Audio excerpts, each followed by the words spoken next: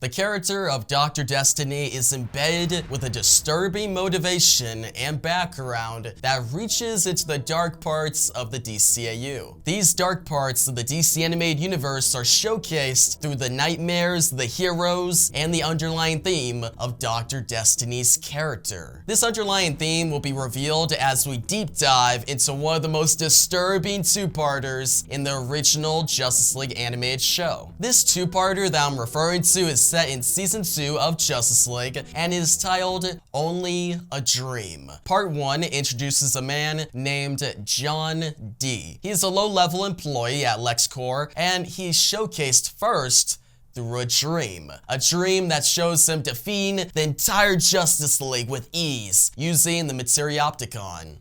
Now, all the greatest villains in the DCAU ask, what is the Materiopticon? A question I had as well. Well, the Materiopticon is a machine that temporarily gives a test subject extrasensory perception. It basically allows someone to access their sixth sense, a sense that is built around intuition. But if this sense is, say, pushed to an entirely new level, one can not only control their perception of reality, but also the reality of others. So, John, while arrested at Stryker's Island, he became a model prisoner. He was cool with the warden and all the guards. He didn't seem to be a problem at all, but he quickly gained an inferiority complex, and he felt constantly inadequate or inferior to everyone around him. He developed a strong desire to defeat all of the Justice League and gain admiration from supervillains.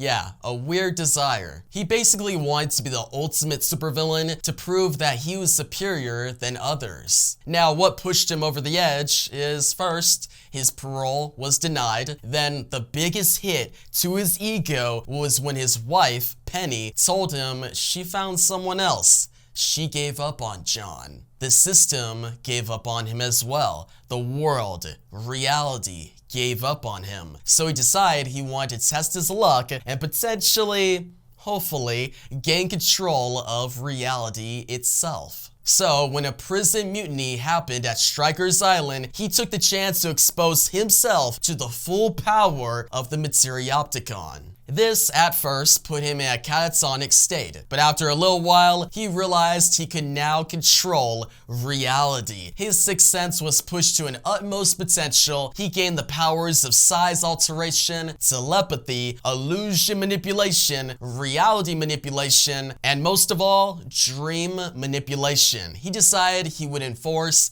his superiority in the dreams of others, turning those dreams into nightmares. This is when the disturbing parts start to creep in, but I'm not going to lie, this show's version of Dr. Destiny is not the most disturbing version of the character. That belongs to the Sandman version by a mile. Like, what he does in that story is crazy, but still, the DCAU version is very disturbing for a kid's show. See, the first thing he does once he escapes prison is he visits his wife Penny, the wife that left him behind. He goes inside her dreams and tortures her into insanity, which ultimately kills her. Before he begins his horrifying torture of Penny, he dubs the name Dr. Destiny. This is only the beginning of the dark destiny John would bring to this storyline. Yeah, I got a real date with Destiny. Part 2 of the Only a Dream storyline showcases what happens when Dr. Destiny gets in the mind of the Justice League. Now remember, he has a strong desire to not only defeat them, but establish his superiority over them. Now, what dreams or nightmares does Dr. Destiny put them through? Well, let's start with the Flash. Wally West, aka the Flash, has a fear of being alone forever. So Dr. Destiny puts him in a nightmare where everything around Flash is stopped in motion, completely still. Basically, time is stopped, and Flash, he is forced to live alone forever. No Justice League to interact with, no kids to inspire, nobody to save. Just him stuck in a still world that resembles what he sees when he runs. Dr. Destiny proceeds to head on over to John Stewart the Green Lantern's nightmare. John, he fears that his newfound Green Lantern power has alienated him away from his loved ones. His own town that he grew up in, they don't understand him. The energy of the ring is consuming him from the inside. He's changed for the worst. He's been alienated. The next nightmare we witness is Hot Girl's. Her wings are tied behind her back. She falls from the watchtower into a grave and she's buried alive. This is a tense sequence, and later we would find out that Hot Girl's biggest fear is the Justice League finding out her true past. The next and really the best nightmare we witnessed in the storyline is Superman's. See, Dr. Destiny, he put Superman in a reality where his powers grow uncontrollably. His heat vision is too much. His strength, kills Jimmy Olsen, his friend. The Man of Steel fears that his power is too much for him to handle. He could crush anything at any moment. This is how Superman feels on a daily basis. I feel like I live in a world made of cardboard, always taking constant care not to break something, to break someone.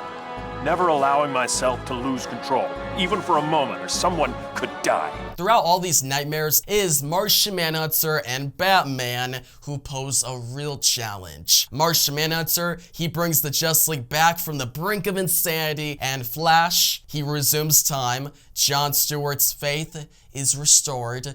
Hot Girl, well, she portrays the world, but throughout all of this, Dr. Destiny keeps pushing his superiority over them. A epic punch by Superman does not stop him. A battle against Martian Manhunter at giant size does not stop him. So, what will stop Dr. Destiny? Who will expose the real underlying disturbing truth with this character? Well, that job belongs to the Dark Knight, the Batman. We're like insects to them.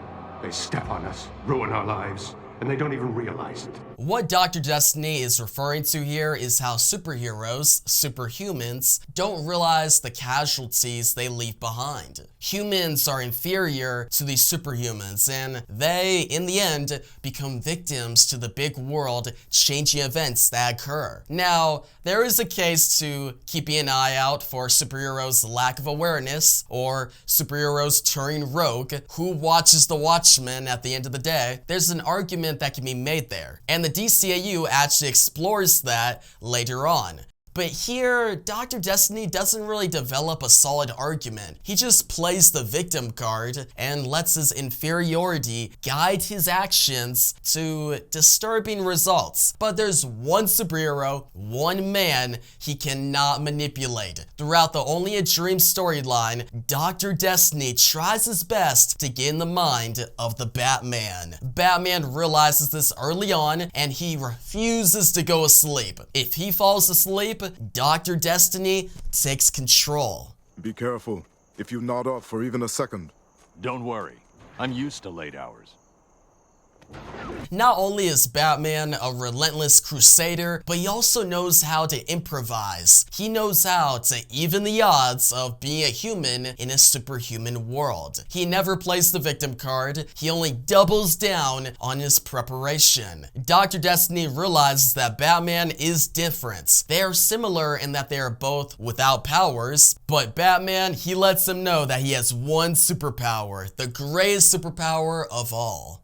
I never give up. This makes Batman great, but what's disturbing about John D is how he showcases this victim mentality. Can drive one to do terrible things, irredeemable things, but worst of all, this mindset can make one's real world miserable. One will become lost beneath the nightmares of their own inferiority. This is exactly what happens to John D. He tries to inject Batman with a powerful sedative, but in the process, he accidentally injects himself. He gets stuck in his own mind, where his dreams take him down the path of insanity even more. At the end of the day, we must strive to be the best versions of ourselves, whether we are human or superhuman. Our deepest fear is not that we are inadequate. Our deepest fear is that we are powerful beyond measure. At the end of the day, we are all similar in that when we almost wreck our car over a lack of sleep, we travel to the nearest coffee shop and cut the line saying, Give me a triple. Now.